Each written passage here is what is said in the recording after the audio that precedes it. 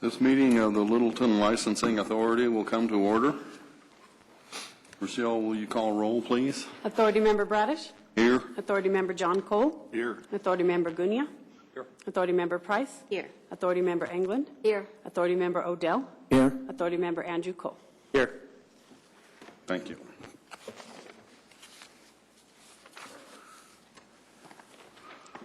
Is there any discussion regarding the minutes of our previous meeting? Do I have a motion to approve the minutes? I'll move to approve the minutes from the previous meeting. That wasn't loud enough. I move to approve the minutes. Second? I'll second. All in favor? Aye. Opposed? Minutes are approved. Next order of business.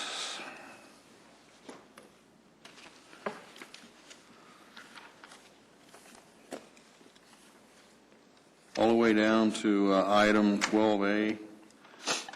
Chair Bradish, would you like to approve the agenda first? Say again? The agenda needs to be approved. Oh, I make a motion that we approve the agenda as read. I second the motion. All in favor? Aye. Aye. Opposed? The agenda is approved. Now we'll move to item 12A. Thank you very much, Counselor. Show cause hearings for liquor code violations. Jessery Corporation doing business as Advanced Liquor, 7945 South Broadway. Copies of the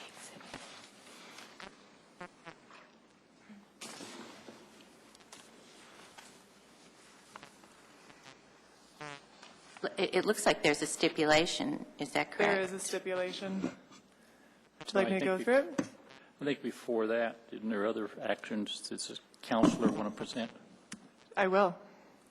For the record, I would like to submit Exhibits A, B, and C. A is the proof of publication of hearing. Exhibit B is a certified letter to licensee regarding show cause hearing. Excuse me. And Exhibit C is the liquor authority communication with attachments for the show cause hearing. It's my understanding that you all have copies of that. Also, I would like to submit the stipulation, which I believe you also have copies of that. The stipulation that we're presenting to the board tonight was a stipulation that was reached between the city and Jesse Vance, the owner of Jess Harry Corporation doing business as Advanced Liquors, and he is present this evening. The stipulation essentially stipulates that Jesse Vance, the owner, did sell alcohol to a minor on January 8th of 2011 in a liquor compliance check. This licensee has no prior violations. Based upon all the information presented in the reports and the licensing history and the information presented by Mr. Vance to myself, the city is recommending that the authority suspend the license for a period of 3 days. These 3 days of suspension are to be held in abeyance for a period of 1 year, pending no further violations during this period. That the licensee would have any employees take the TIPS training class in the next 60 days. And as he has submitted to me, Mr. Vance himself did attend the TIPS training course on February 20th of last year. I've attached that to the stipulation as Exhibit A. And we agreed that no additional training for him will be required at this time. At this point, I would submit this stipulation for the board or the authority to review, pending their possible approval. Counselor, I think we have a question. There's some confusion on the part of the authority members as to whether this is a new procedure or policy by the city attorneys to specify the penalties in a stipulation. In the past, we've had the stipulation agreed to, but it was up to the authority to assign the penalty. These stipulations we look at tonight are not that way. You include the penalty in it. Is that a change, or are we mistaken about that? For my practice, at least with the board last year, that's how I presented the stipulations last year. When I had done some research as to how my predecessor had done it, that's what I had seen him do also. That isn't correct. That's not correct? No.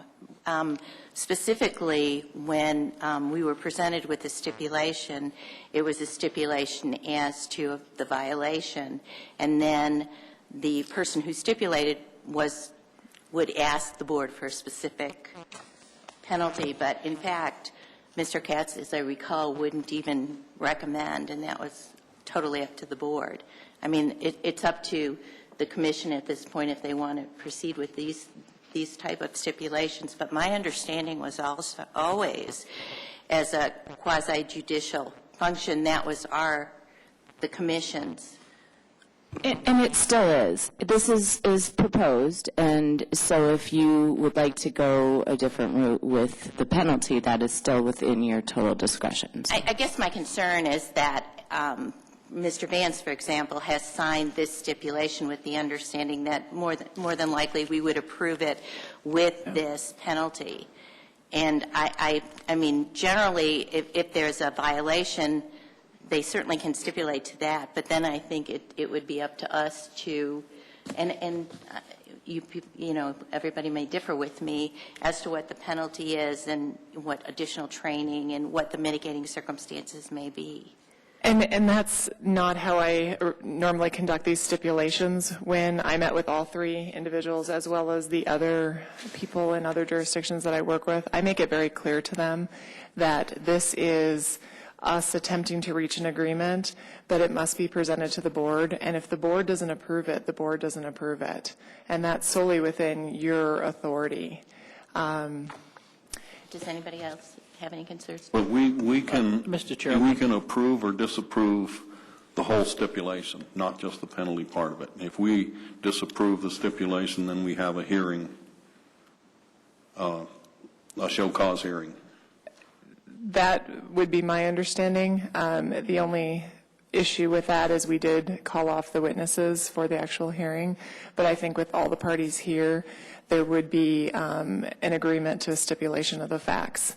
And so we could go on to the hearing to determine what the actual punishment would be.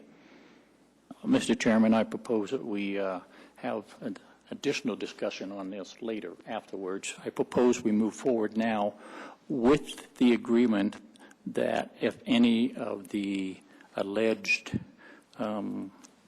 people want to continue because they didn't bring witnesses, that we would permit them to do that. I guess, are we saying that there is no stipulation unless the commission approves the stipulation as submitted? Are you saying that the people have not stipulated to the violations unless it's a package deal, I guess is my question. That would be a question ultimately for Mr. Vance to answer. This stipulation is a stipulation in its entirety. In my conversations with them, I would think that if the authority did want to reject the part of the stipulation regarding the actual punishment in this particular situation, that we probably could still get to a stipulation of the facts surrounding the violation. Well, I think the position we're in right now is we need to have a discussion about this stipulation and see if there's a motion to approve the stipulation. And we voted up or down. Well, Is there any discussion regarding this stipulation or any questions? Are we proceeding with this now, Mr. Yes. Chairman? Yes. Then I would make a motion that Exhibit A through C be entered into the records. I'll second.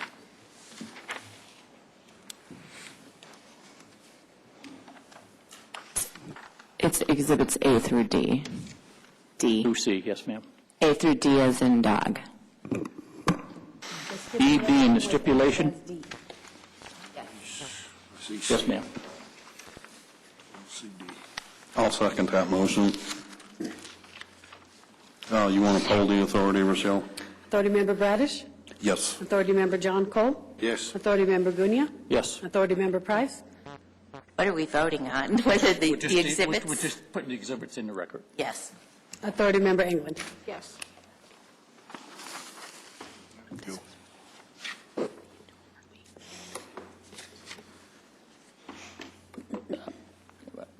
Let Mr. Vance Yeah. present his case now. Yeah, I think we need to. Would you like to present your case, sir?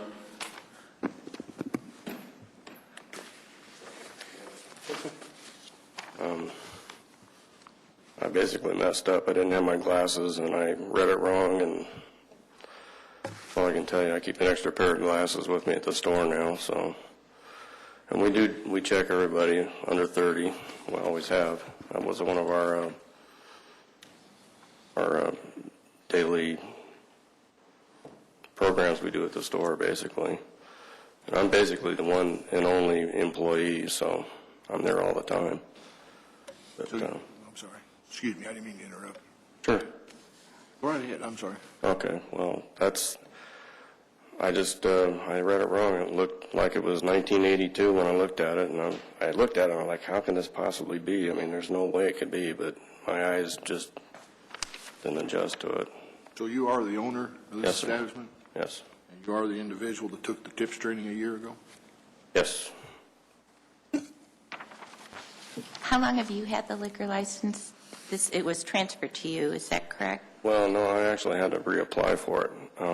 The previous owner, he lost it, but I guess it's actually only been issued to me since September, because it was like a 60-day or 90-day wait period or something in between there. And you've had no previous violations? No.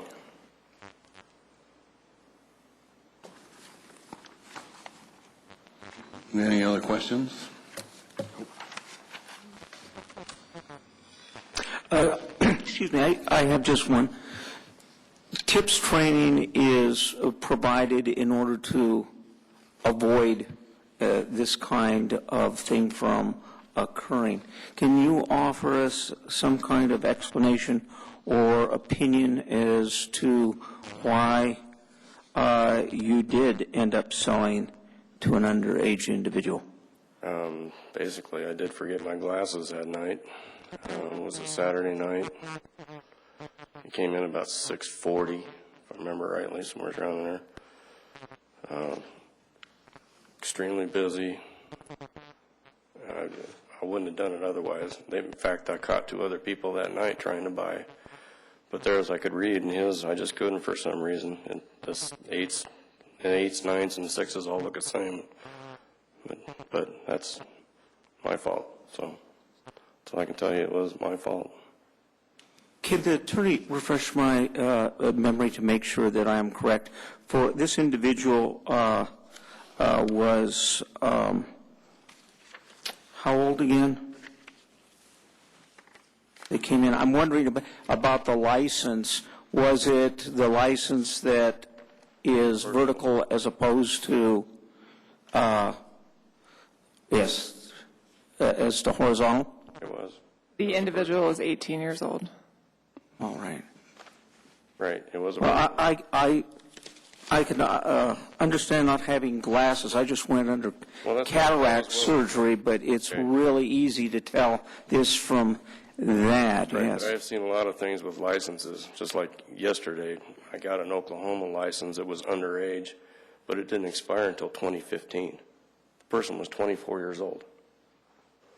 I have seen a lot of different things with licenses lately, and I've tried. I tried to be real proactive when I bought the business, see if you guys offered anything about licenses, and there isn't. I went to the police department; they have nothing. There's nobody that offers anything. So we're just kind of thrown out here. We have to figure it out on our own, and we really do. Sorry, but that's the way it is. But I've been trying to be real careful. I try to be careful every day, and I look at everybody's, even especially people I don't know. That's all I can tell you. Now I keep glasses with me, and if I get those underage ones, I definitely scrutinize them really well. So.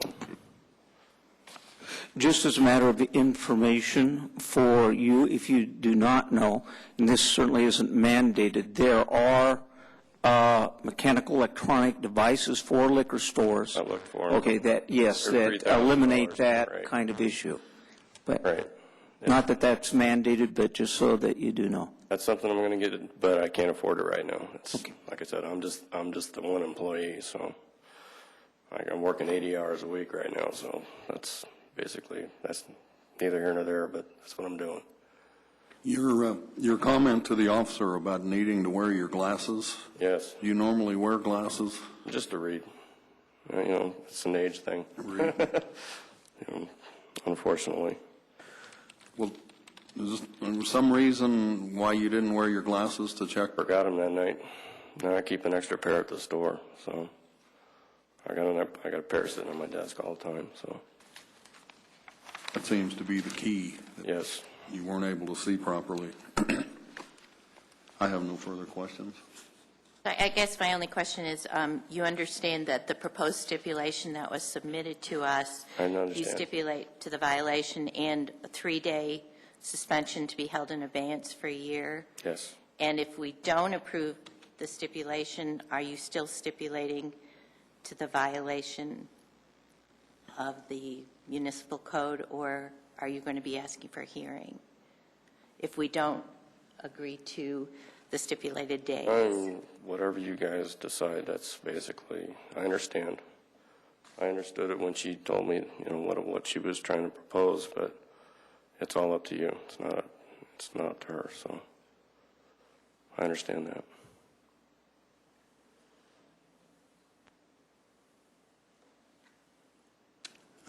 I call for a motion.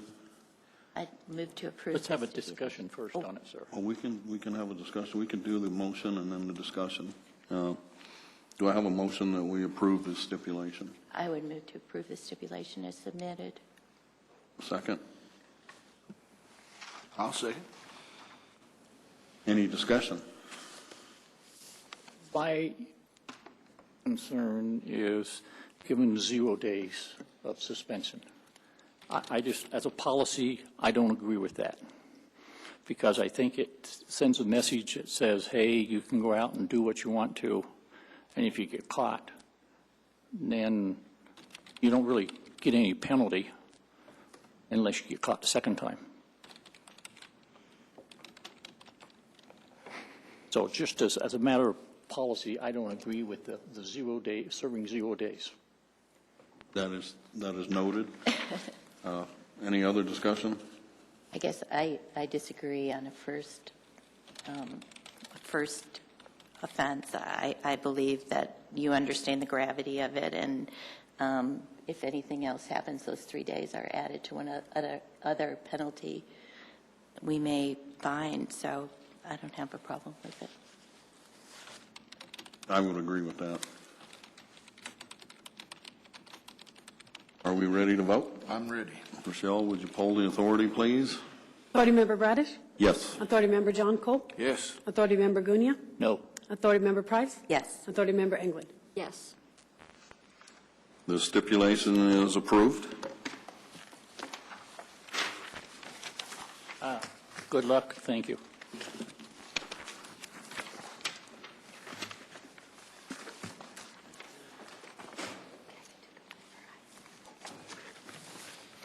Moving right along to item 12B, All Spirits LLC, doing business Total Wines and Liquors. In this case, we also have a stipulation.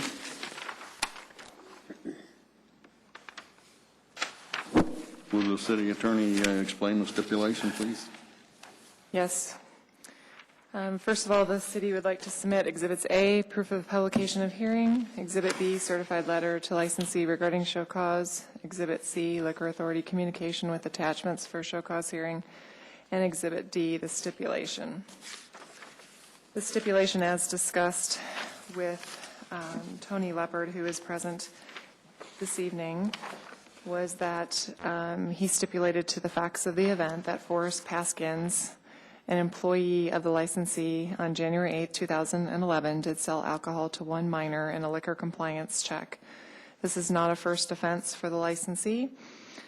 The licensee had previously stipulated to 2 following violations. The first occurring on April 8th of 2009, sale to an intoxicated person. Licensee received 2 days suspension, with 2 days of the suspension held in abeyance for a period of 1 year. The second violation occurred on September 9th, 2009, sale of an alcohol to a minor. Licensee received a 5-day suspension with 4 days of the suspension held in abeyance for a period of 1 year. The 2 days held in abeyance from the April 8th, 2009 imposed to run consecutive to the 1 day of suspension imposed in the September 9th, 2009 matter. Relying upon everything presented, the prosecutor recommends that the authority suspend the license for a period of 15 days for the violation. The license to be actively suspended for a period of 5 days, and the dates and times to be determined by the authority. The licensee will post his premises in accordance to the regulation. Licensee's 10 days of suspension are to be held in abeyance for a period of 1 year, pending no further violations. The licensee would be required to get tips training for all employees and file that with the clerk no later than May 9th, 2011. I would present the stipulation for the board at this time. Thank you. Any questions from the board? Chairman, I move that we take Exhibit A through D into the record. I'll second that. All in favor? Aye. Aye. All opposed? Wait, I'm not clear on what you're voting on exactly. The other set of exhibits. Okay, I just want to make sure. There's three sets now. We're on the second.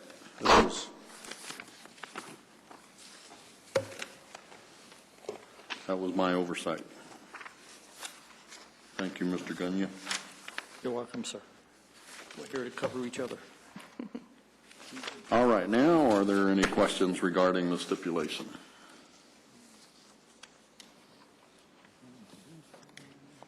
No, I don't have any further about the stipulation, no. I'm sorry? I don't have any about the stipulation. And then I would ask for a motion to approve the stipulation. I'd like I'd to see like who's to here hear from- representing these people. Yeah. I'm following. I didn't realize I needed to be here. State your name, please. Tony Leopard. I'm the owner of Total Wine and Liquors on South Broadway. Were you present the night of the violation? I was not. Are you aware of all the facts Yes, I around am. the violation? Do you agree that the violation took place? Yes, sir.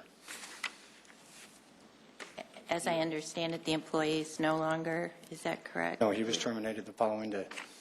And was that the same employee in 2009? He was not. I take that back. There were two different incidents in 2009, early and late, and he would have been involved in the first of the two, which was selling to an intoxicated person who was not obviously intoxicated to us, but exhibited all the signs to an officer shortly after having purchased from us. So we knew that with after the fact knowledge that the person was intoxicated. But in the store, we did nothing wrong. We handled him like we would anyone else, observed him, and he didn't give us any indication. But after exiting the store and being approached by the officer and then getting very belligerent, for that reason, I had to agree that, yes, that was something that had happened. However, I didn't feel that employee was responsible in that he didn't ignore any signs. In that instance, I was within 4 feet of the sale when it occurred and observed the same person that he did as he went to sell it to him. And there were no indications. This person was very good at masking it. And yet, it still was a violation, and I didn't try to deny that at that time and still don't today. But again, with after-the-fact knowledge being what it is now, we know that. So after that, I chose to go ahead and keep him on, and he continued to stay on for, he was employed with me total for almost 4 years. Very, very conscientious individual that had been cited at a previous job for this same violation, and I believed the theory that someone that's been cited for that would be more likely, or less likely, I should say, to make the same mistake again. And I saw every day examples of him doing exactly what someone in his position is supposed to do, and responsibly checking IDs and being sure that anyone that was even questionable was being checked. Quite frankly, my concern with Forrest would have been much like the previous licensee who they both struggled with eyesight. And I thought if Forrest ever had a problem, it would be from misreading an ID, not for not asking it. In this case, he didn't ask. So he obviously took his mind off his job and made a mistake. And that's not something I can allow any employee to do, and never have. And I enforce on a daily basis with every one of my employees. And the last thing I said today as I left, just as it is every single day since that first violation in 2009 for the intoxicated person, is that we don't sell to drunks, and you need to card everyone. And I don't know of any more direct way to try to reinforce to my employees on a daily basis, and I believe Forrest took that to heart, listened, and really tried to carry it out. But again, he made a mistake, even though he repeatedly had done the right thing in many, many instances before it. He didn't that night. We were checked 3 times that evening, and he was the third of the 3. And the first time that we didn't check an ID and refused service. You were checked 3 times that night? We were checked that three times that night, yes, by 2 different minors, including the one that got away with it. My question to you would be the same as almost any licensee, and that is, why don't you have a rule that you check everybody's ID, regardless of age, like they do at Safeway? Well, good question. I have seriously considered that, and for one, we're a neighborhood store. We wait on approximately 450 to 650 people per day. On a Friday or Saturday, it's at the high end of that. We are checking somewhere in the neighborhood of 150 to 200 IDs in that day, and it's primarily not people we have ever seen before. The large majority of our customer base, somewhere in the neighborhood of 80%, are regular customers that we wait on several times a week.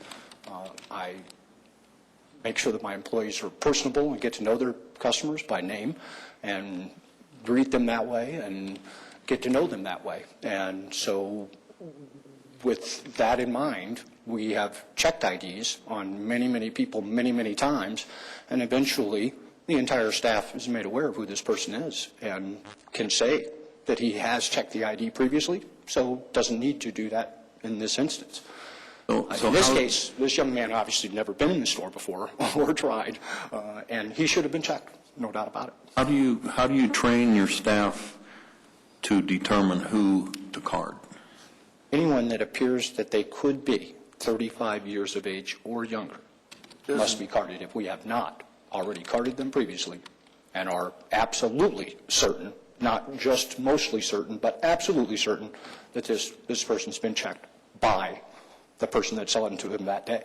It doesn't do any good to card them all day long if they do it wrong. Well, you're right. I mean, this guy showed his ID. I mean, he could have laid it there, turned it around, flipped it up 3 times, but the guy didn't pay attention. Well, what I'm getting at is... Actually, in our violation, we didn't ask for an ID. In this particular instance that I'm in front of you for this evening, we never asked the young man for his ID. He was the oldest looking 19-year-old, according to my tape, that I had ever seen in my life, facial hair included. And I've seen some mature young folks, but by far this young man was someone that certainly was younger than the 35-year-old rule, and I don't care who you are, you should have recognized that. However, he was... The reason where I want to go with my questions is someone who's 18 or less years old gives you an ID that says they're 10 years older than they actually are, should cause a second look at that date of birth, I would think. It does. I mean, if you mistake a 9 for an 8, wouldn't you want to put your glasses on or do something to take another look at that when this kid standing in front of you is obviously 17 or 18 at the most? Sure.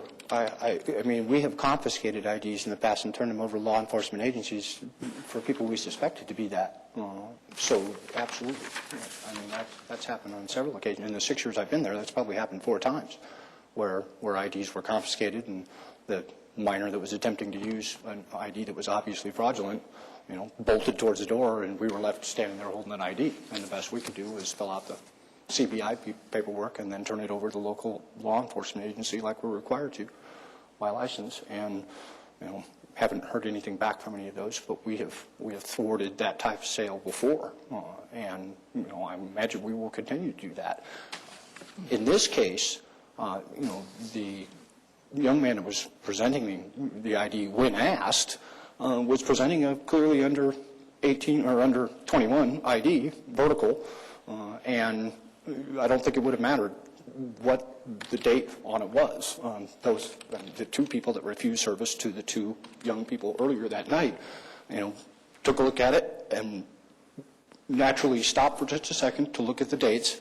Occasionally you'll get one that will hand you a paper for the applied for adult license and not have an invalid, as he was stating, showing him still to be under 21. It's a vertical license, but technically they have reached 21, but they don't get their new license to turn it horizontal. And in the case of a vertical license, in both the instances earlier that night, we just looked at it, waited for the paperwork to follow it, and when it didn't, handed it right back and said, you can't be here, you need to leave. And it was that simple. In the 3rd instance, though, where we were cited, no ID was ever asked for. So that's where Forrest made his mistake, was in not applying the 35 or younger rule and allowing somebody who was obviously looked like they could be under 35 to be served without carding them. Thank you. Did I understand you correctly that you make a judgment as to whether or not you think a person's under 35?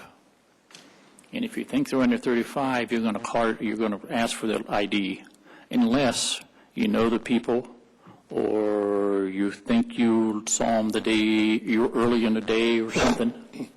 Excuse me, not think, no thinking about it. It's either you know that you've checked it and you're absolutely certain, or you're not. If you're not, they have to be ID'd. But if you think you checked it earlier in the day, you're not going to check it again? Again, can't use the term think. You have to know. If you think you did, then you have to card. If you know you did, then you don't. My concern is 2 people that look very similar.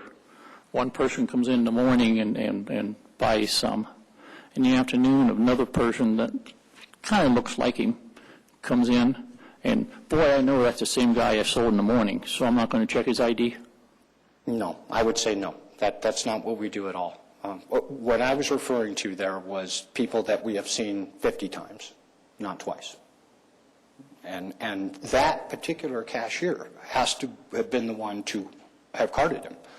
If they've watched someone else serve this person, even though they may have seen him come in and out of the store many times, my employees are trained that unless you yourself can absolutely, positively say that you have checked and know them to be 21 years of age or older, you must card them if they appear to be 35 years of age or younger. Have you completed TIP training, sir? Yes. And what did they tell you at TIPS training as far as who you should check? Same criteria. I'm following their criteria, 35 years or younger. But I think their criteria was 35 years or under, no exception.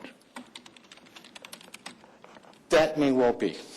That I may have not taken that part of it to that extent and carried it out to that point.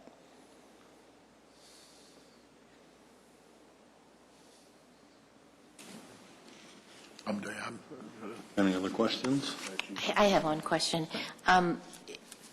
If we approve the stipulation, it's 10 days, 15 days with 10 days held in abeyance for a year. Is that your understanding? Yes, ma'am. Prior to approving it, if we do approve it, what 5 days would you ask that we suspend? Specific dates, I wasn't, Days of the week, I guess. I don't think she means specific days dates. of the week, I would request that it be a Monday through Thursday, or Sunday through Thursday, rather. just so we know. Thank you. That's one of the things we would have some discretion on, and I think we would take your needs into consideration in assigning the 5 days. That's why we asked I that question. appreciate that. My biggest concern is to try to mitigate the damages to my employees. I can't do that very easily in this kind of a situation, and I want to do everything I can to try to do that. How many employees do you have? 6. Now, you understand, if we approve this, and within a year you have another offense, you will be actually served the additional 10 days, Yes, sir. which is a long time. I know, sir. I have every intention I of would not be letting that happen. very strongly advise you to consider a different policy for who you card. And I recommend carding everybody, but that's up to you. I appreciate your advice, and I will take that under consideration. I went 4 years when I first got there without a single violation, and what you have had recalled to now this evening over just what's happened since the beginning of 2009 is absolutely baffling to me. I have not taken any more time running this business in the last 2 years than I did the first 4. I am there just as many hours. I spend just as much time screening my employees and trying to be sure that they understand the gravity of the job and what it entails and what the responsibility that goes with it is. And I will continue to do that, to do everything I can to be sure that this doesn't happen. Well, I just want you to understand the authority tends to be more severe on multiple offenses than on a first offense, and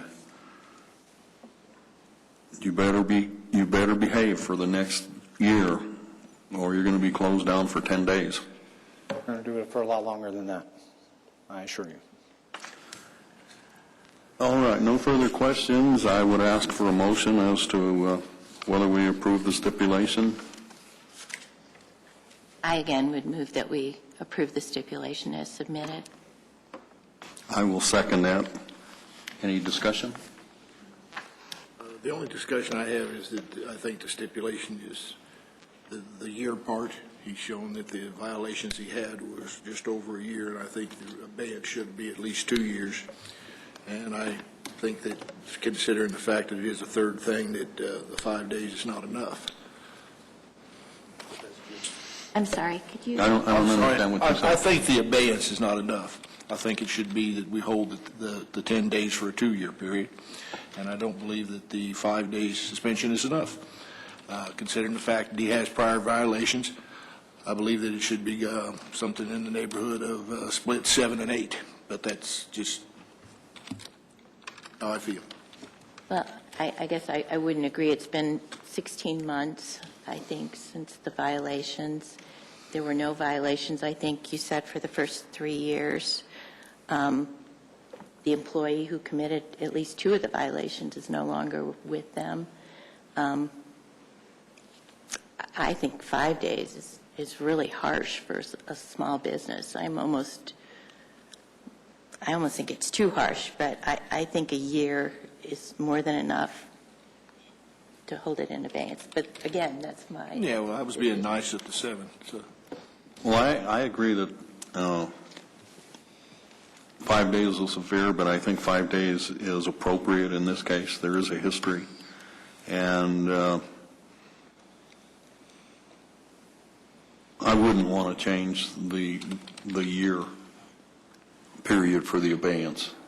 I think that's a reasonable amount of time, and that's usually the time we've always used. So I think that's a precedent that I'd like to stick with. Do we want to vote on the stipulation and then vote on the specific days if we agree to it? Well, as soon as we finish our discussion, we'll vote on the stipulation, and if it's voted down, then we have to decide where to go from there. Okay. So we have a motion to approve the stipulation, including the penalty part of it. Rochelle, would you poll the authority, please? Authority Member Bradish? Yes. Authority Member John Cole? No. Authority Member Gunia? Yes.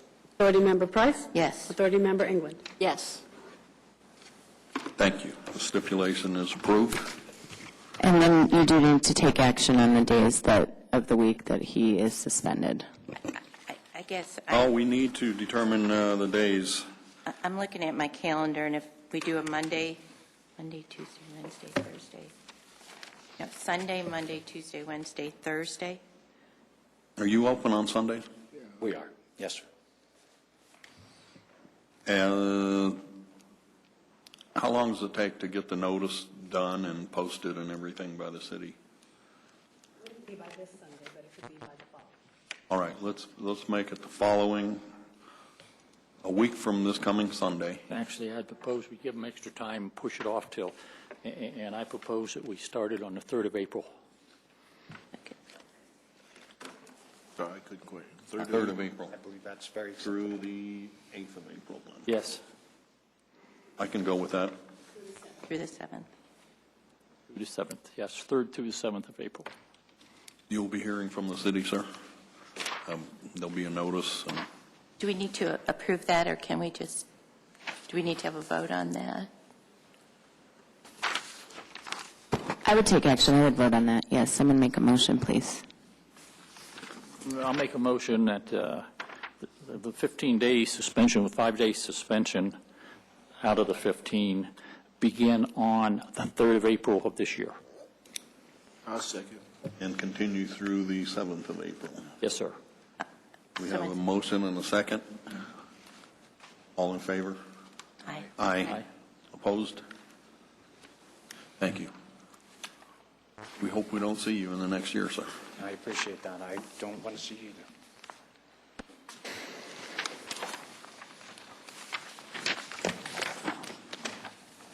Item 12C, H&T Incorporated doing business as Columbine Valley Liquor of Littleton.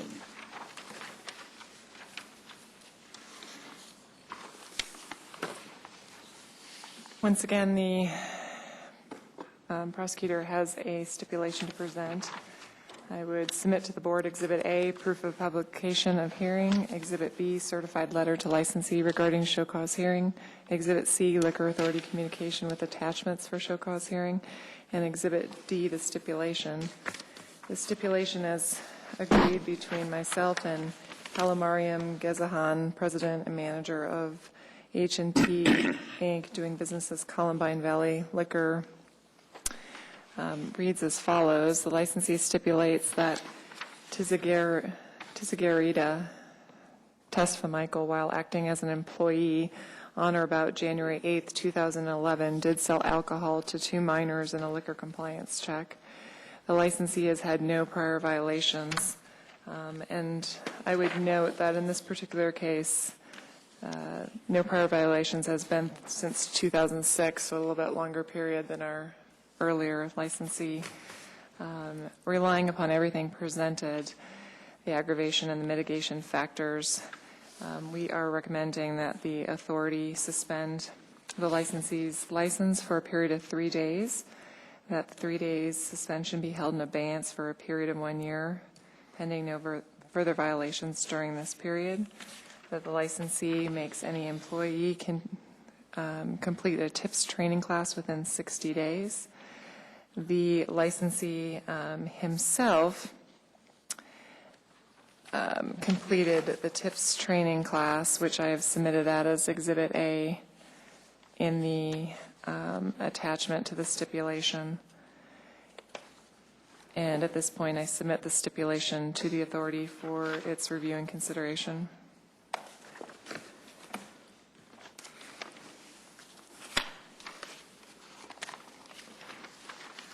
At this time, I would make a motion that we admit Exhibits A, B, and C. And D. D is the stipulation. I'm sorry? Stipulation is D. A through D, D being the stipulation. Oh, D is the stipulation. Yes, sir. I stand corrected. A, B, C, and D. I'll second it.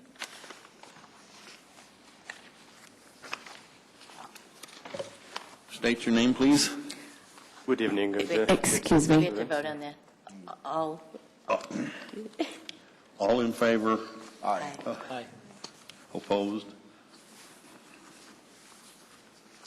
I'm sorry, sir. State your name, please. My name is Haile Mariam Gezahagen. I'm the owner of the Columbine Valley Liquor. It's a HNDT Corporation. This year is the 5th year going on this business. Prior to that, I've been in business for another 6 years, total of 11 years.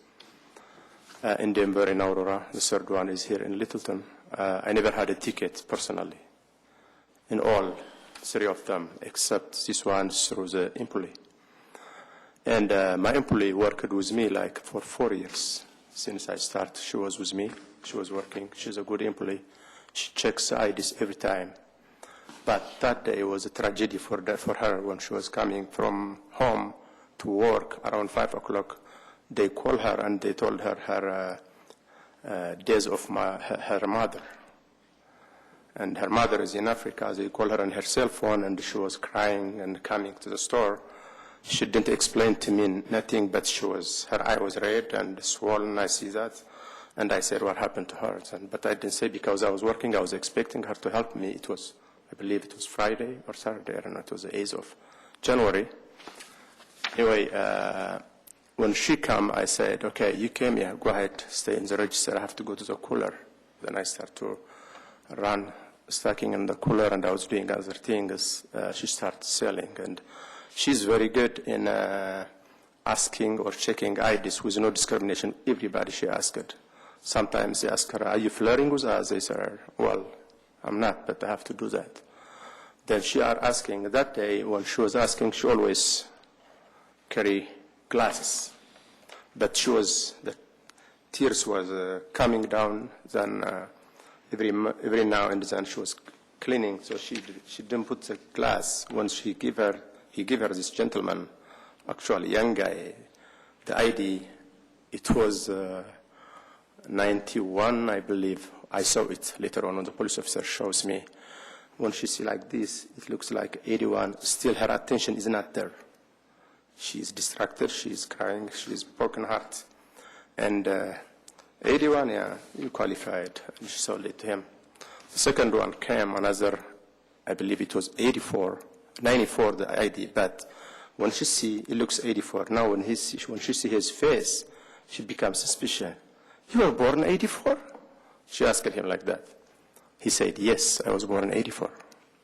He shouldn't say yes. He should say, no, I'm not. I was born in 94, coming from the authoritarian or from the city, from the cabs. Legally, he should say no. He shouldn't lie to her. And with her confusion, he had another confusion. She sold it to him. And I came from back, then I saw her status.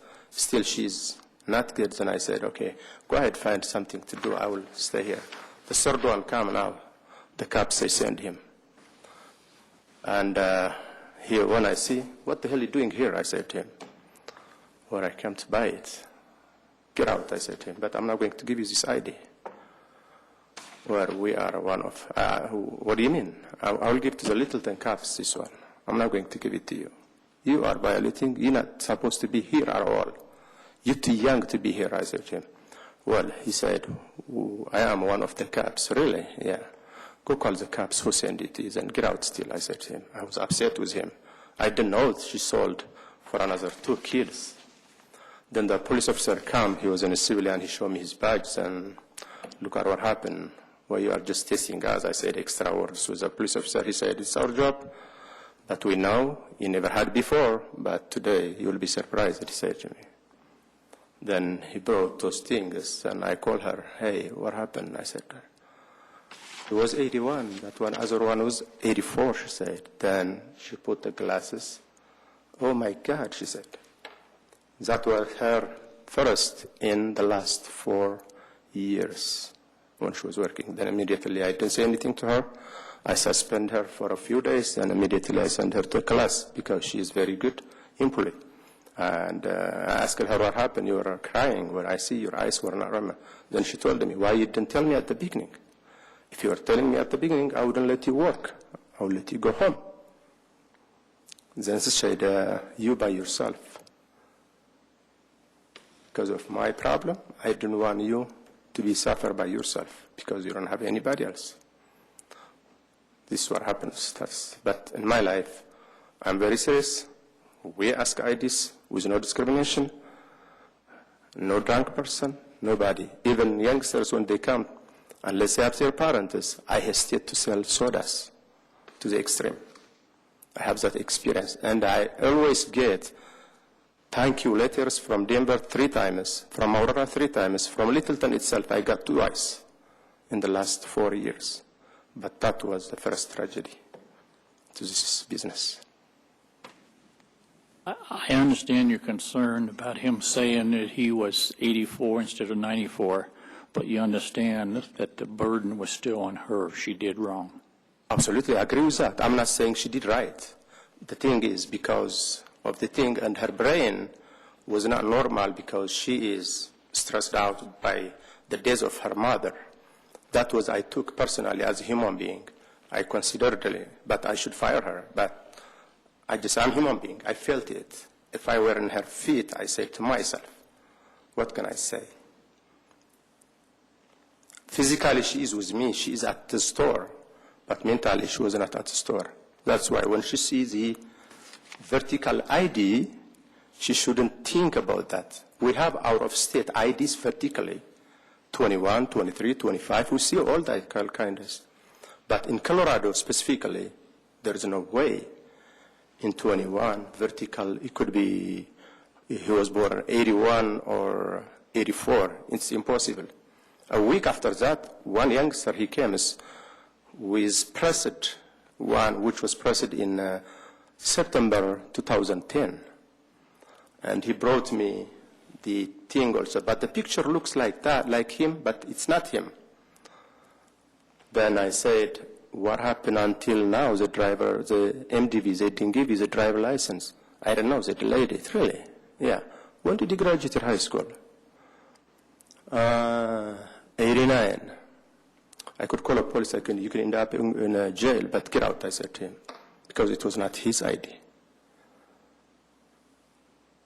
So they can play games, youngsters. They can try their hard, but we are resisting them. But this girl, I assure you, she is very excellent employee. What that day was, it was not her day.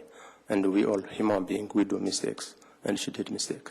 And did you say you sent her back to TIPS training since? Absolutely, I did immediately. I suspended her for a few days, then I sent her to take a class in January 23rd. Even I went myself to that tipsy class. I mean, for refreshment, I did. What do you do on a regular basis to determine what year a person has to be born in order to be legal? Do you figure that out every day at the beginning of work? We have sticker written at the register. Okay. This is today's date, 19. In 90 today, in 90. Last year, 89. Before that, 88. Always, it's stickered, heart and heart, blocked ones written. But as I said, she was out of her mind because of the status, what the situation, what happened to her. But we don't have to think at all. And sometimes even they can fake IDs with mostly the expiration date and the date of birth. The months and the dates should match. Even the year are different. Sometimes they came with fake IDs. The birthday shows you something which is legal 21. However, the expiration date is not matching with that. Then where do you get this one? When I ask them, oh, my friends also, they have by mistake, the MDV, they do like this one. I send them back. I don't sell such things. Even it shows clear with 21, but it doesn't match with the expiration date in the IDs. Because the IDs clearly, they show the expiration date. Let's say if it is January 1st, 2010, expires. The guy also, now, January 10, January 10, 2010, if it expires, his birth date should be January 10, sometime on the birthday. It should show the first two numbers, yeah. Even though the years are different. So we are strict that much in our business.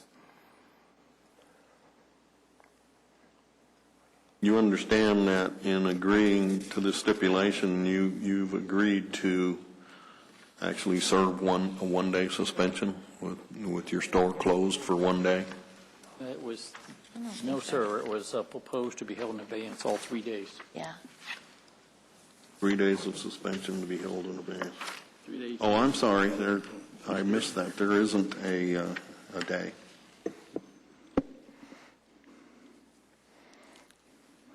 Any other questions from the authority?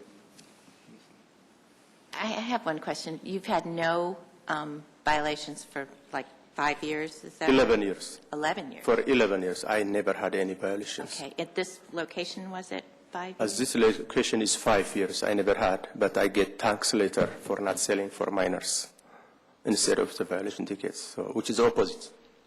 And these two were within about half an hour? 10 minutes 10 difference. minutes. Okay. It was 10 minutes difference.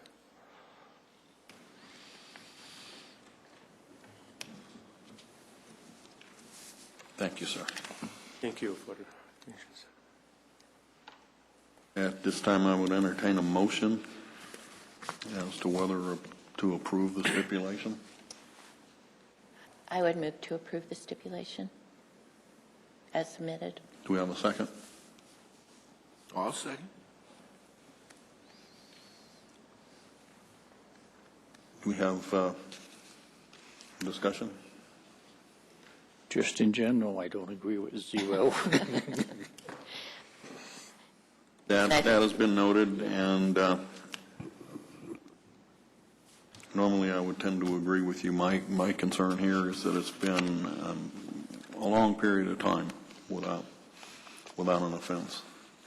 And I feel it's fair to serve as a warning to put it in abeyance the whole time.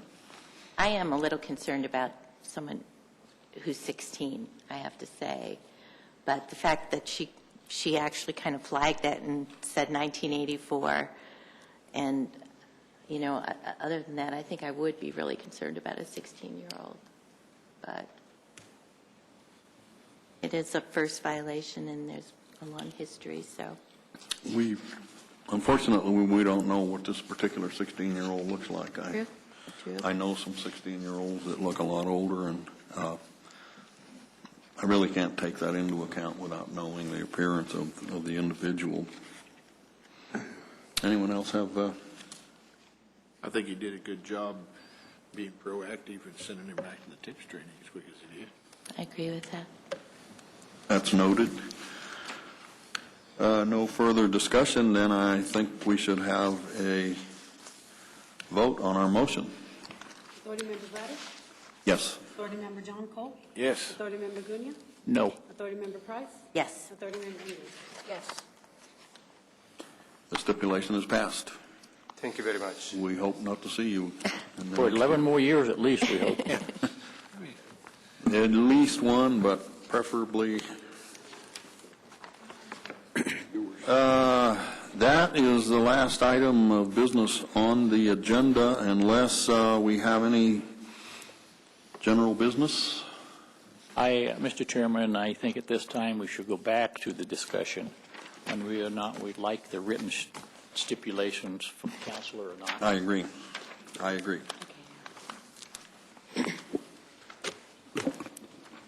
Let's hear your view on that to start with, Earl. Let's hear my view. It is, I believe it is different than how we have done it in the past. However, I do not object to it. If the counselor reaches some agreement with the parties, it should save us time and effort. And by saving time and effort, we save the city money by having less time here.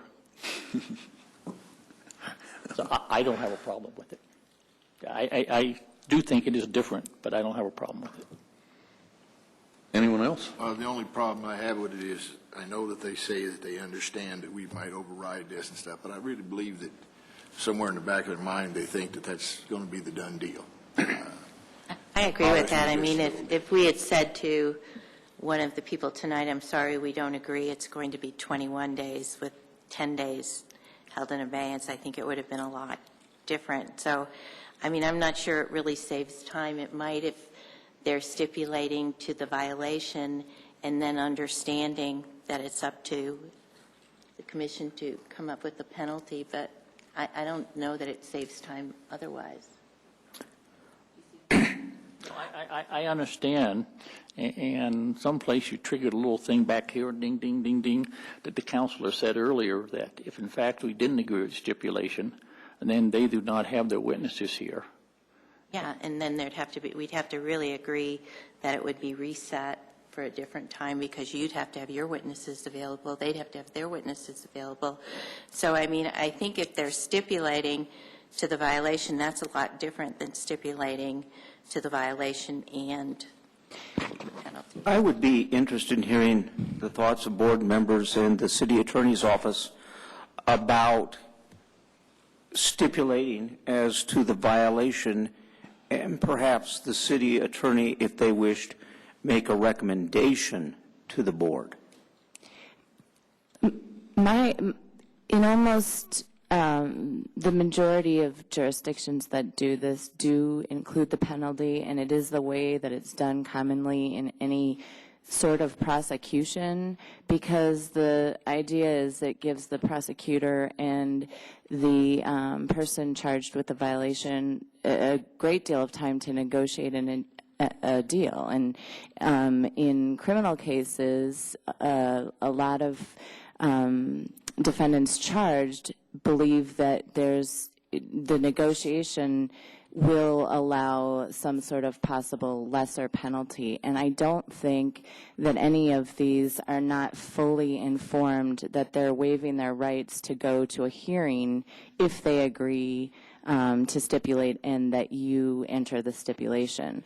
I think if it were done another way in the past, and I can definitely go back and check what happened in the past, that would be more unusual. And I think the city prosecutor can speak in broader terms of just licensing authorities, but also prosecution.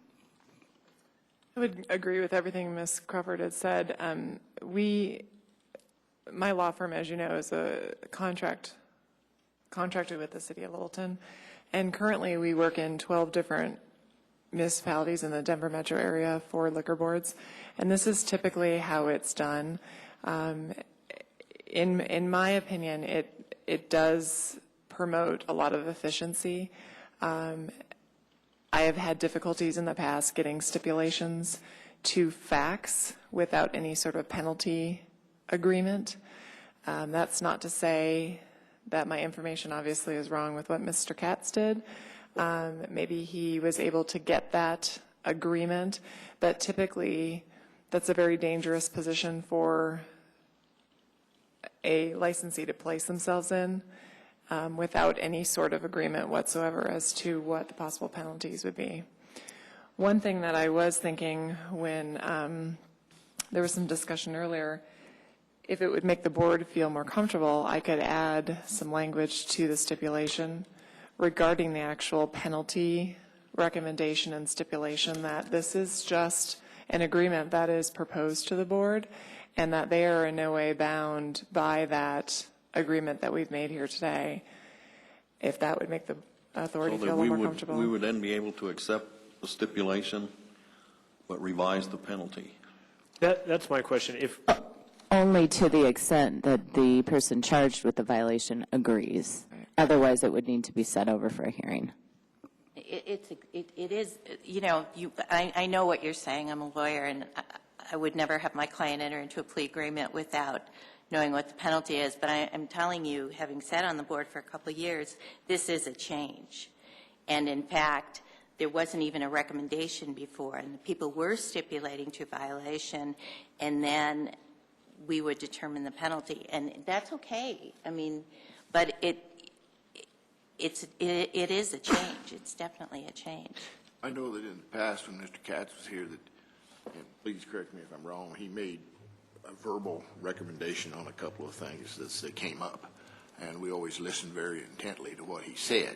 But she is right. I've never seen this, and I think it's going to cause some problems with some people if we, you know, if they come in here and they read this and they come in here and we do something different. I think that's going to cause us some problems. Well, you know, we deal with that every single day in court, and granted, what we do over in the court is a little bit different than what the authority does. We handle it in court because it does happen often. The judge is under no authority whatsoever to accept what I've recommended.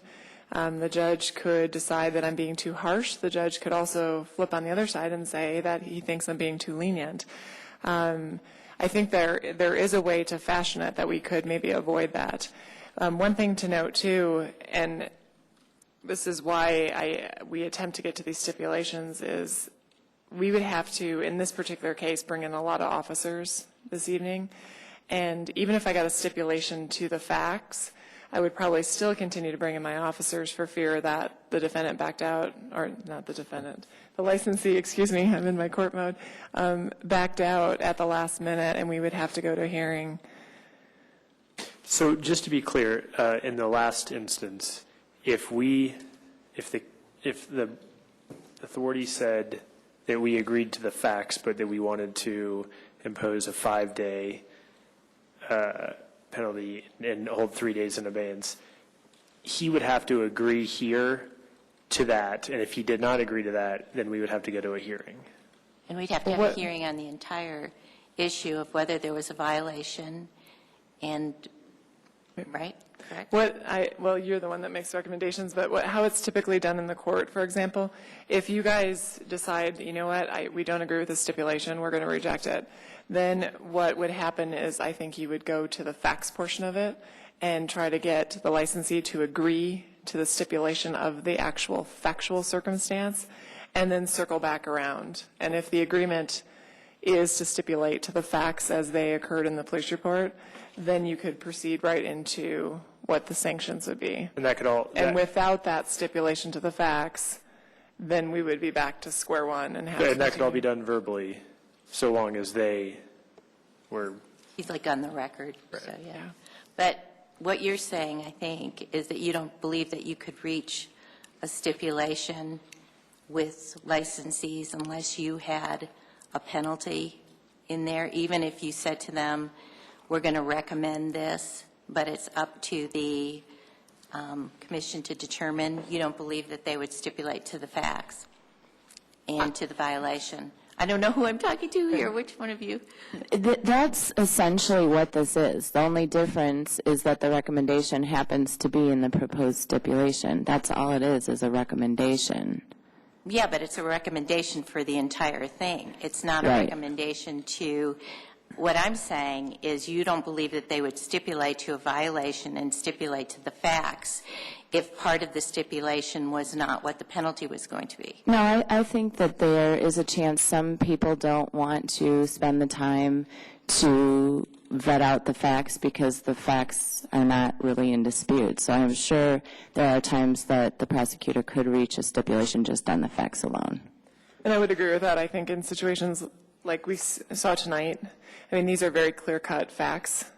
They're not facts that are typically in dispute.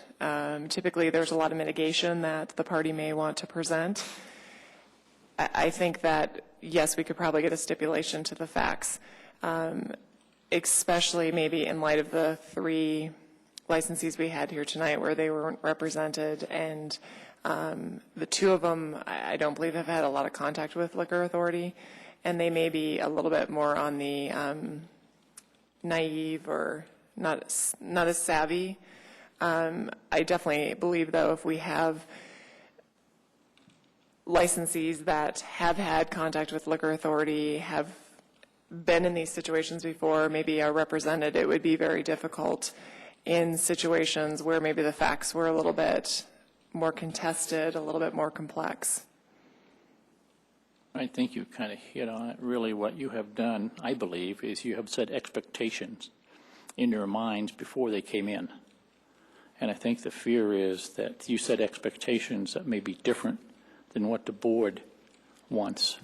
And when those expectation meets reality, there may be some fireworks. Absolutely. I think that's a good point. My question would be, do you plan in the future to attempt to negotiate these stipulations on the majority of cases or all of the cases? If not all, how will you decide? How I've always done it is I will attempt to get a stipulation on every single case that comes across my desk, whether that be in the city of Parker or the city of Inglewood or Littleton. Let's just specifically say Littleton. As to Littleton, I will ultimately have to defer to who employs me, which would be the city attorney, and then also the board, the authority. That would be what I would do on a standard practice, is do the stipulation. If that's not what the city attorney wants me to do, or if that's not what the authority wants me to do, obviously I need to take that into consideration and change it. Well, it's been my experience after several years on the authority that it was very rare in the past that these came in with a stipulation up until this year. And now I think, well, here's 3 out of 3. I think the last month we had one that was stipulated, if I'm not mistaken, the last time we had And last year, hearings. I think we did 3 cases, and they all had stipulations on them last year, earlier in the year. I'm trying to rely on my memory, but I know it was a very long time rare. ago. It was very rare in the past, and it seems to be getting more common. Actually, Alan Katz always called the people ahead of time and talked to them to see what Really? they wanted to do, but he rarely would put it in writing ahead of time. I think that's the major Yeah, difference. Come in at the hearing and say, I do "I've recall talked to the that person happening. and I recommend this." Yeah. I agree with you, and I think that put less of a final expectation into it than having it in writing and having them sign it. I think putting it in writing and having them sign it really puts a final expectation in their mind. Well, we can certainly change the way we're doing it if there's been no policy change in the city attorney's office. So if you would prefer a verbal recommendation, that's not a problem to change. Yeah, I think that may be a good thing to go back to and see how it works. And when the attorney then provides a recommendation, you know, when she presents a case, she can also provide a recommendation with it. And with that in mind, I would definitely, and I'm not sure if Mr. Katz called off his witnesses, I would definitely be bringing in my witnesses in each and every hearing. And probably past- tell the licensee to make sure they're prepared. My mind may be weaker than his, but I think in the past, for anything, most anything related to the police, for example, the one present officer testified unless they knew it was going to be a confrontation, and then they brought in the actual police officers that were involved. Well, I think we could do the stipulation as to the facts. Am I right, Tricia? Yes. So we could still enter, and those could be in writing is what I'm hearing. It's just the penalty that you would prefer to have only a verbal recommendation. I don't think that's not what you meant at all. You meant to go back to the way where you came into the hearing with a verbal recommendation explaining that you had reached a stipulation with this licensee, and we were to discuss and approve that stipulation. But it's not agreed to and signed by both parties like it has been in the past. Would you have a problem with having a written stipulation if it wasn't signed? I think what we're still talking about is, I have no objection to any kind of written stipulation if it's as to a violation in the facts. My concern is, and my question for the commission or the authority is, do we want them to submit a written stipulation that's all-inclusive and includes a penalty? Because I agree with the expectation, and I also agree that the mitigation, that's kind of up to us to determine what if there's mitigating or aggravating circumstances, and it kind of takes, we're doing it, but they've already got the expectation that it's going to be 3 days with all three held in abeyance for a year. So I think we're talking about a stipulation as to the violation and the facts, and then a recommendation by the city attorney if you want to make one. And again, I believe Alan wouldn't make one as to what the penalty is going to be. But I would understand the people wanting to know what your recommendation is going to be to us. But I get to be the one on here that always gets to ask questions that are just so strange that sometimes people look at me like I'm crazy. I don't understand why I need a stipulation or a recommendation. I really don't. I don't understand why that's necessary. If I understand correctly, what they're saying is, over here, we've got us saying we really don't see why you need it and everything. And we've got counselors saying, if I don't have some sort of agreement, and then I have to prepare the case differently, including bringing witnesses in and everything, that I wouldn't bring in if I had a stipulation. That right? So the stipulation is only so you don't have to bring witnesses? Well, and so they don't have to bring witnesses. It's everyone. I mean, in these particular situations, I would have brought in all the witnesses that were involved in this particular situation. So we would have had about 4 different witnesses. The licensees would have had to brought in witnesses. Like I had said earlier, it's definitely an efficiency issue, and that's why I do this. That's why this is my standard practice, because typically something like this, in my opinion, with 3 of them, we would be here longer in addition to bringing in witnesses and having to prepare it different. And I would definitely prepare it different.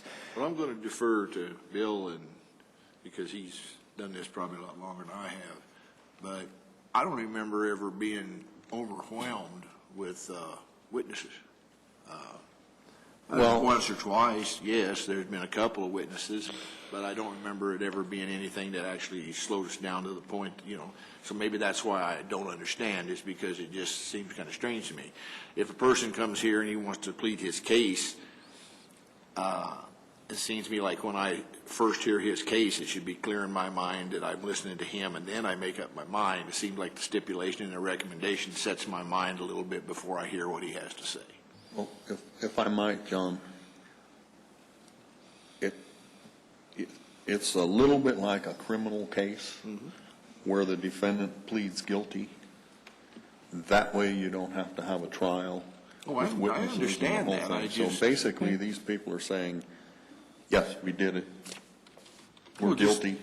But just like tonight, I would have liked to ask either one of the police officers why they felt it was necessary to do it twice. I don't understand why did they send somebody in? Why didn't they issue that lady a citation? Why did they wait to come back and do it again? And I'd just like to know that. So if they're not here, I can't ask them. Would this seem to the board and the city, excuse me, city attorney's office seem to perhaps be a way to proceed? Get a written signed stipulation as to the facts, a written stipulation unsigned as to the penalty part, with the understanding that is the recommendation. I think that would give the licensee some degree of comfort, and not necessitate, again, your bringing in all the witnesses.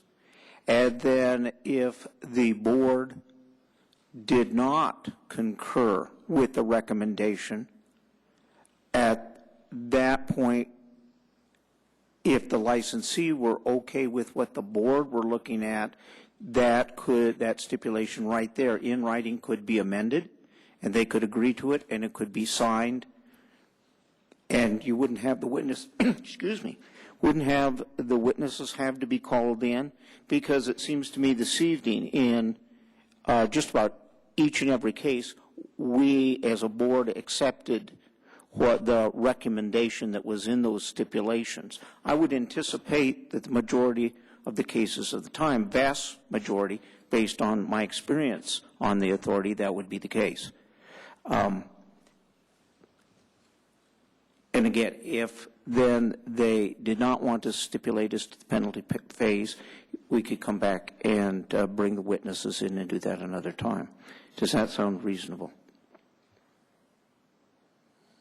Actually see how it would be that much different. There'd be a signed stipulation as to the violation and the facts, and then the other stipulation wouldn't be signed? The penalty stipulation Why wouldn't you be sign signed. the first one? I mean, it's all about expectation. We're back to that, okay? And if I'm the violator and I'm going to sign here that says I agree that, yeah, I really did violate, then why am I going to sign there? Because over here you're proposing this. So I want both of them. I mean, why would you ever sign one and not the other? I wouldn't. I wouldn't either, but that's probably the attorney in me. I think it'd be wrong to ask somebody to I sign don't know. that. Just to me, it makes it seem like we're just being asked to be a rubber stamp. You know, that you've worked out the deal, and then we're a rubber stamp. And kind of in the past, I think we've felt like, you know, gosh, it's a sting. They know that their people violated it. Who are they going to bring in to say we didn't violate it, you know? And I think that it's kind of like saying, we're going to make the determination, and then you're asking us to unring the bell. And I think we kind of want to ring the bell to start with, you know? And I think, I remember a lot of stipulations that Mr. Katz brought to us, maybe the night of it, where they stipulated as to the facts, and then we would determine what the penalty was. But, I mean, I guess it's just up to how everybody feels about it. I just feel like if you're presenting us with a written stipulation, yeah, you're saving time that night, but gosh, if I'm the guy that's, you know, agreed to, you know, this is their livelihood. And we're saying 5 days, and then, you know, we'd say, you know, we don't usually do that. We're going to go with 10 days. Yeah, I'd say I want a hearing on the whole thing. And that's not saving us or you much time, you know? If we rubber stamp it, it is, but if we don't agree, it's not. Yeah. It's just putting it off, basically. We extremely rarely had anything written on stipulations in the past. Normally, the attorney talked to the other people, and if they thought there was a confrontation, then the city brought in their witnesses also. But that was rare. Most of the time when the attorney talked to people, like you talked to them tonight, I don't think they signed anything that said, yeah, we agree with the facts. But I think in most cases when the attorney talked to them, they got a good feeling if they agree with the facts or not. And when they didn't agree with the facts, then, yeah, there were a few, but rare cases where we did have the police officers in and we did have witnesses in. And we had cases where attorneys, you know, they had attorneys, and the attorneys would stipulate to the facts of the violation, and then the attorney would present the case as to the why please only do 3 days or 2 days or something. And I guess it's up to how everybody feels about who's making the determination as to the penalty days. I agree, and I've always felt it's been the responsibility of the authority to determine the penalty. And when we have one of these to deal with, and the only thing we can do is reject the penalty, it's just, in my mind, it's just not clean. I'd rather have us determine the facts and determine if there is a violation and then set the penalty. Not that we're saying You don't want a stipulation on the facts at all? We talk to them ahead of time, and they'll agree to the facts and the violation. I think we're all happy with that. Well, so many of these that are stings, it's really hard for anybody to dispute the facts. I would agree. They always know that they got caught because the policeman walks in and tells them they got caught. So the fact that we bring them in here without a stipulation and we listen if they have something they want to say, and the city can counter it if they wish, but then we decide whether or not there was a violation and then set the penalty, is the way I would prefer to do it. Are we asking the attorney then not to give us written stipulations in the future? Certainly not in all cases. I just think that we're going down the road where there's going to be a stipulation in almost every case, and I'm not comfortable with that. Comments from the attorney? See the stipulation part for cases like this where we have stings. You know, that I understand now a little bit better about what you're talking about, but we have a lot of cases too for altercations, you know, drunk type things and everything. And I don't think meeting with them and giving us a stipulation on something like that would work as well. So I think we just have to kind of work on it as we go. It's something that like he said, I don't think it's going to be something you can set in stone. And every time we do it, we're going to get a certain type of thing. And we're not one judge. You know, when you present a stipulation to a judge, it's up to him. I mean, how many of us are there? And keep in mind, I'm not. We have a lot of different opinions and Right. a lot of different questions people want to ask. And I just think, and I agree with that. Stings are stings. But when we're going into some of the other things that are way more complex, I guess I'd prefer that, you know, if you can reach an agreement that everybody agrees, yeah, there was a violation, and then people can present their mitigating or aggravating circumstances, I'm okay with that. But I just don't think I want one attorney to usurp the authorities, not usurp, but substitute, you know, and then say to us, well, take it or don't, you know? And keep in mind, I mean, I hope you understand, I'm not trying to take away your authority. This, like I said, we appear in 12 different jurisdictions where we represent the city and do the prosecution on the liquor board. This is by no means me trying to take away your power. This is what we do in 11 of the other cities. This is how they pay us to do the work, is to do the, you know, work behind the scenes and to get it done and present it to the board.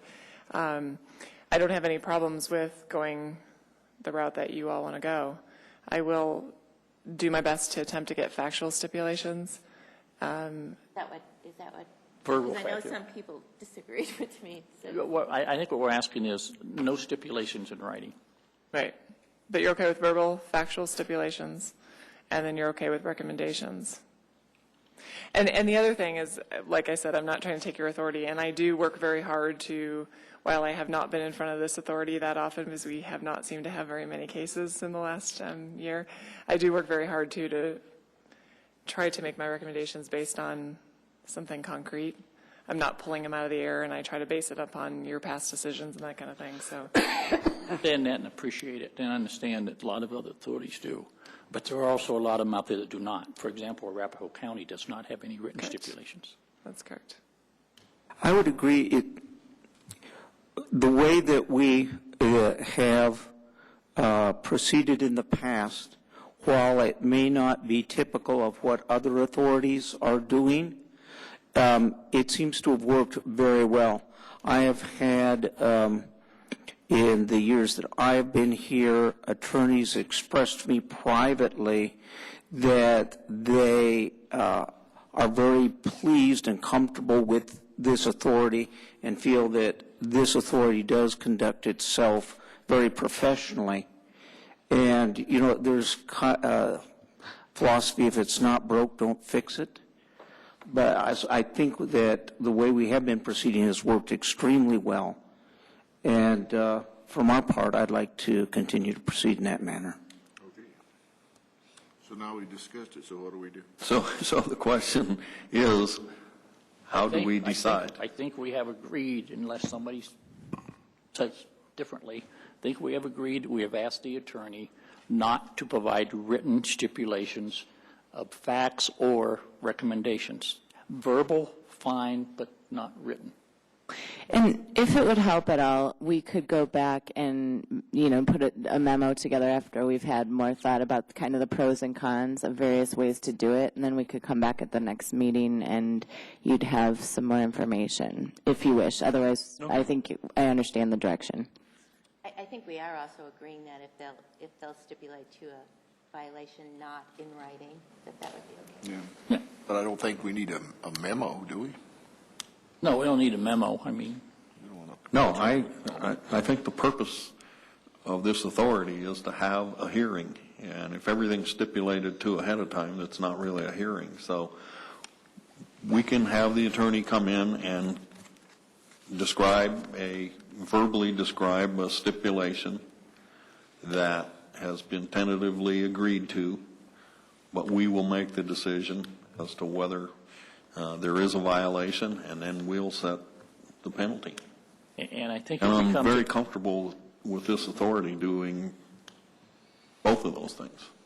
it becomes a judgmental call on your part when you want to bring witnesses and when you don't. Sure. But I, in the past, it's been rare. Well, especially for situations like this, I believe they've always used one police officer, not brought in all of the, Comment?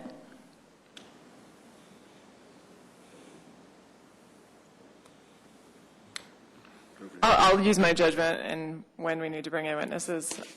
I would definitely be the most comfortable with bringing in witnesses when I thought there would be an issue. I think the most appropriate legal way to do it is to bring in the actual witnesses that were sold to. And these cases, I think factually are fairly straightforward. The other cases would be more complex. But I think the most appropriate form of evidence that you guys can hear is from the people that were actually involved instead of hearing from maybe an officer as to what happened that wasn't present. Okay.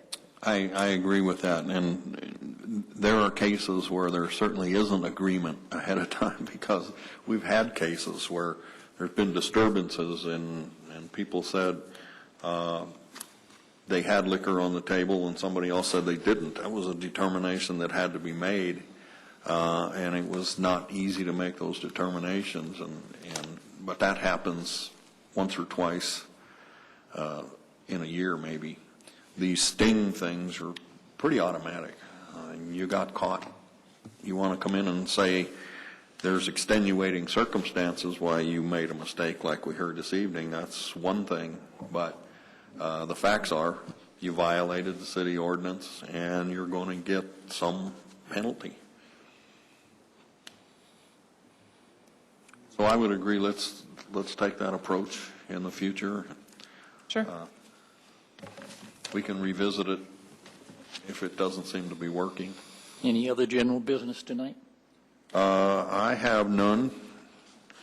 Any reports from the staff? I do not. I don't think any authority members have any reports. I certainly don't. I declare this meeting adjourned.